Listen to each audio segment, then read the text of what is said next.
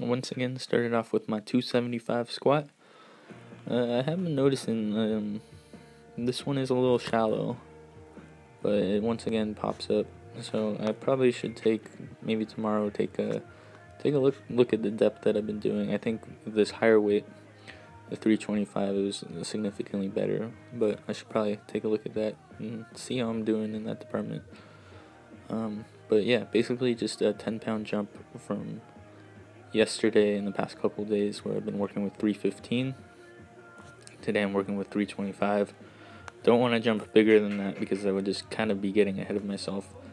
But once again, the 6 total reps, just broke it up into 2 triples, and then once again plan to exceed this little by little until all 6 reps are in one set.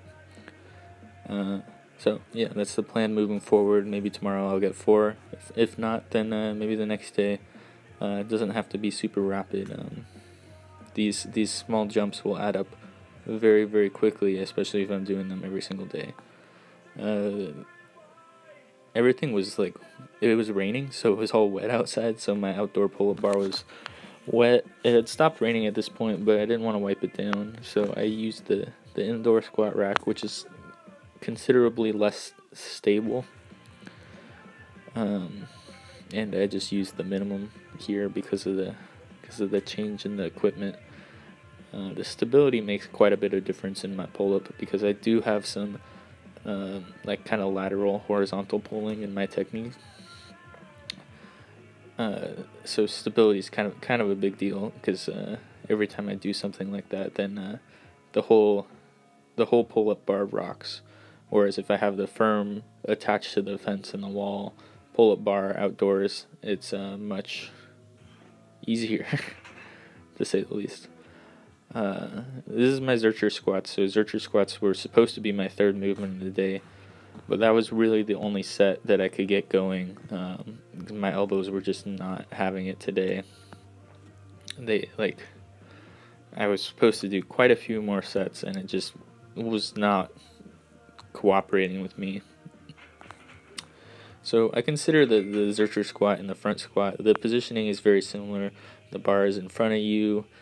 All these things, you get punished similarly on a front squat if you get out of position than you do on a Zercher squat. If you lean forward on the front squat, the bar is just going to fall out. You're just going to have nowhere to go.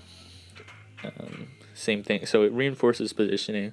It has an upright torso because the bar is out in front of you. It's overall very similar. The reason that I opt for the Zercher squat is just because I think it's cool. Maybe even the front squat has more relevancy because I can push the weights higher.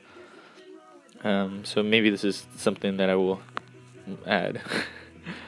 With the Zercher, something that's a little bit of a limiter is the fact that I have to hold the weight in my elbows, which of course is not a very comfortable spot to hold the weight.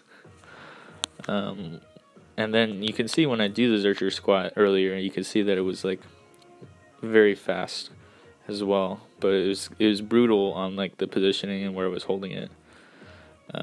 So at least in the front squat, I'm not limited by that. This is a long hold with 225 pounds. Basically, the reason I'm doing this is because I saw there's an older man who recently broke a world record for holding this for, I think, around close to 6 minutes, but not quite. And the video got pretty popular. I wanted to see how hard this actually was, because 225 is not that heavy of a weight, and a lot of people with strong grips can hold this pretty easily. I was only able to do it for just over a minute, so the guy clearly, he held it for 5 to 6 times longer than I did.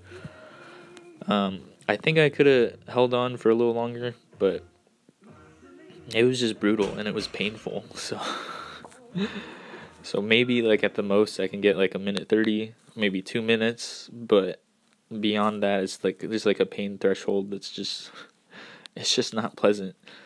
He used hook grip, so I did that as well, and apparently that's acceptable for this world record. But yeah, that was pretty difficult. And yeah, that's basically it.